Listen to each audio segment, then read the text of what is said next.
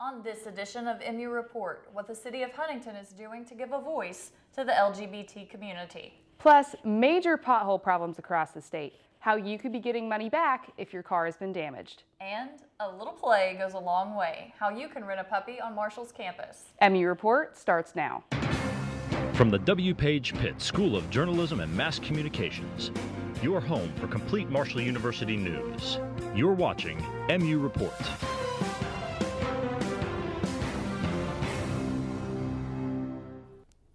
Thank you for joining us for this edition of MU Report. I'm Kayla Markham. And I'm Sarah Connors. Students on Marshall University's campus have voted, and the next year's student body president and vice president have been elected. A familiar face to the Student Government Association has made his way back into the president's seat. And as MU Report's Morgan Wright explains, the victory was a landslide. The votes are in, and students have decided to re-elect current student government president Duncan Wagaman. He will be serving his second term alongside vice president candidate Isabel Rogner. This campaign team, as well as the other candidates, spent about 2 weeks campaigning through social media, on-campus advertisements, and just one-on-one interaction with students. It seems to have paid off because this year SGA broke the record for most student participation in an election with more than 1,700 votes.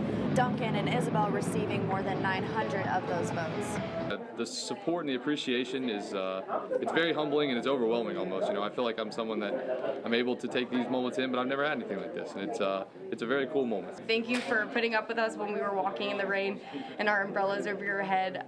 Thank you if we repeatedly asked you if you voted. Just thank you all around. We really appreciate it. Duncan and Isabel really focused on their platform throughout their campaigning. A couple of their big topics being selling alcohol at sporting events, Veterans Day being a school holiday, and considering a fall break for the fall semester.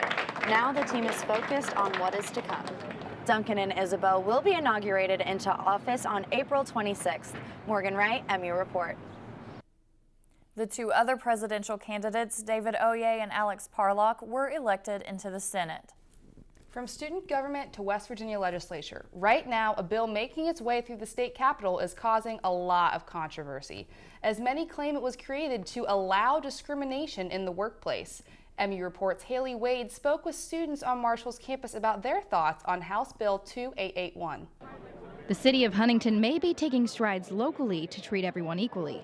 I need to have access to the LGBT community is to understand what it is that they feel they need, what their thoughts are. But the state of West Virginia is looking into passing a bill that could potentially allow for job discrimination.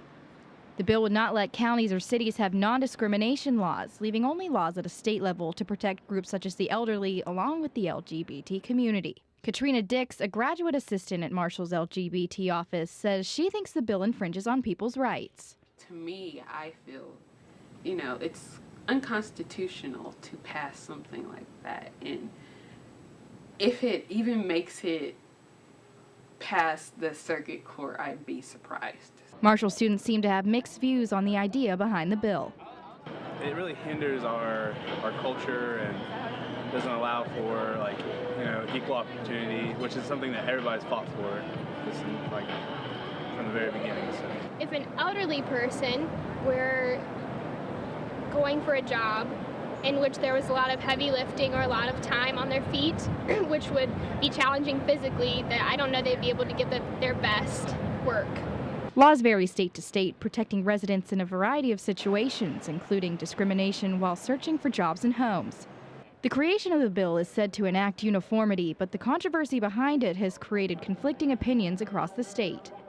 Haley Wade, MU Report. The bill made it through the House Government Organization Committee with a 16-8 vote and now is making its way to the full House. Major progress for the city of Huntington right now as Mayor Steve Williams announced the creation of a new LGBT council. MU Report's Rob Ingalls sat down with the mayor and members of Huntington's LGBT community to talk about what the hopes are for this new program.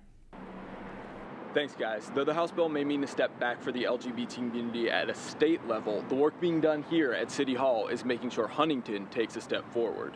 The creation of an LGBT council is a new sight for Huntington native Justin Royce. When I was younger, Huntington was wasn't as diverse as it is now. And so I think Huntington was kind of forced to kind of be a little more open-minded than it used to be, just because we've had so much of a kind of a cultural shift over the last few years. Huntington Mayor Steve Williams has seen these changes at a city level, pointing to anti-discrimination legislation for sexual orientation that passed in December. Our community has evolved.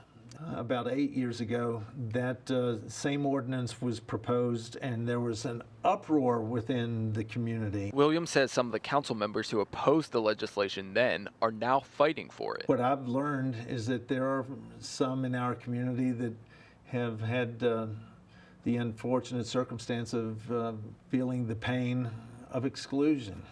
I need to be able to assure that everybody has a voice at the table. It would be nice to see the city of Huntington reach out to our LGBT teenage demographic, since suicide is so prevalent amongst that kind of age group. Justin says he hopes all this talk leads to action. Once I actually see that happening, it will be a little more exciting. But like I said, it's one thing to say it, you just have to kind of back it up. City leaders say this board isn't just for show, and members of the LGBT community hope they're right. Rob Engel, MU Report. Thanks, Rob. Marshall Professor Kat Williams helped to create this council, which gives the LGBT community on this campus a strong voice in the city. If you've driven in Huntington recently, chances are you've hit a few of them. State road crews in West Virginia say that 2014 could be the worst year ever for potholes. If you've popped a tire or bent a rim, the state may be able to help cover some of the costs. MU Report's Tim Carrico has more on how you can apply for the money and when the problems on the road will be fixed. Tim? Potholes are becoming a huge problem for people this winter with the heavy rain and the snow.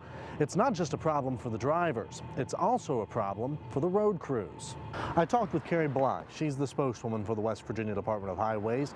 She tells me the potholes right now all across the state are the worst they've seen in years. She says the DOH is hoping to get the asphalt companies to open a few weeks before April 1st, which is when they typically open for the season. Hopefully by the last week of March, we're going to be in the full swing of things. Once we can get those asphalt plants open, we'll be able to go out there and attack and do a more permanent fix on those potholes. The problem right now the road crews are facing, the weather. Rod Wheeler is one of the men working to patch the holes.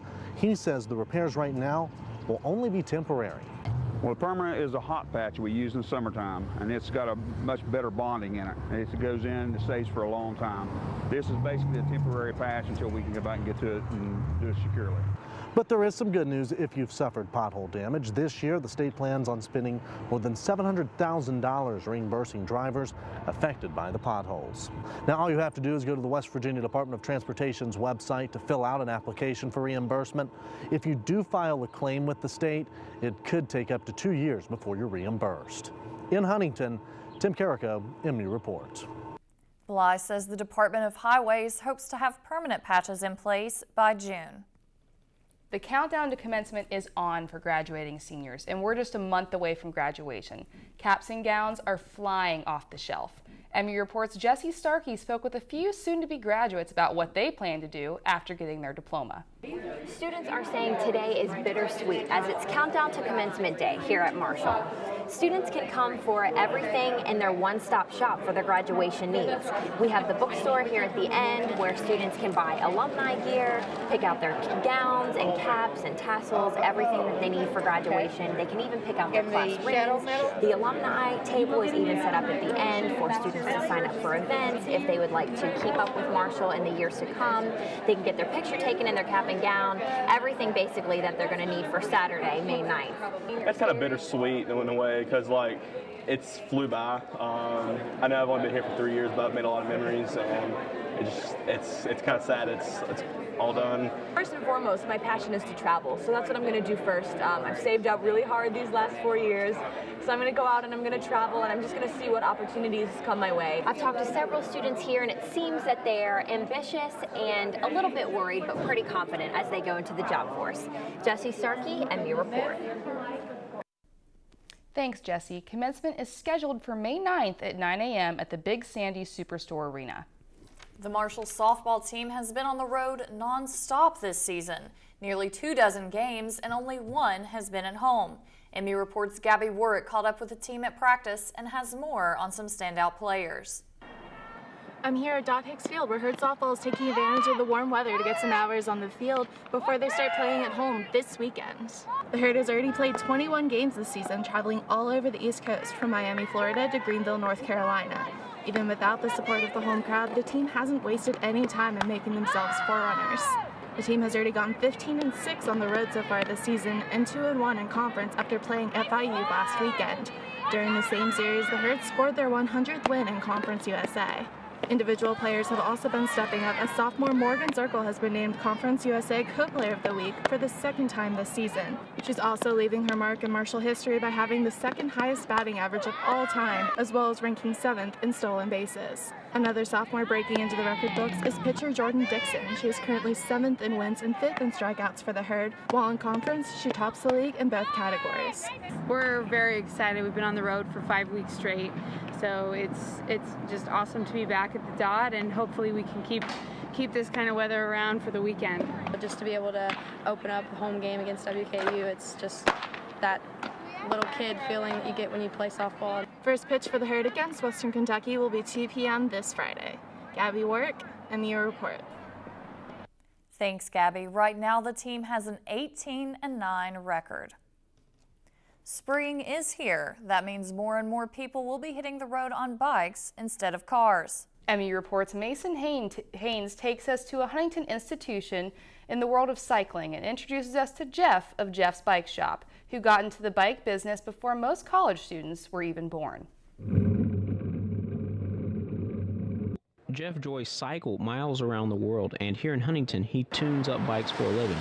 Cycling is a popular sport, and Jeff's Bike Shop on 6th Avenue has helped many riders repair their bikes for more than 25 years. Jeff says biking was always his passion. I think the ideas were just, in general, just always like bikes, like ride bikes, and just had an interest in working on bikes and thought, hey, I might be able to do this for a living.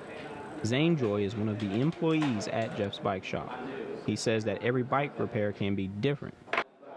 There are a lot of people that bring bikes, a $25 bike or a $10,000 bike. You never know what you're going to be working on that day. But there's a big variety, and it's a good place to work. Yeah. Darryl Hall is an intern working at the bike shop. He says the job gives him plenty of hands-on experience. Since I've started here, they have me building bicycles, doing some cells, but it's mostly just your basic bike repair is what they let me do, and building the bikes that you see out on the shelves.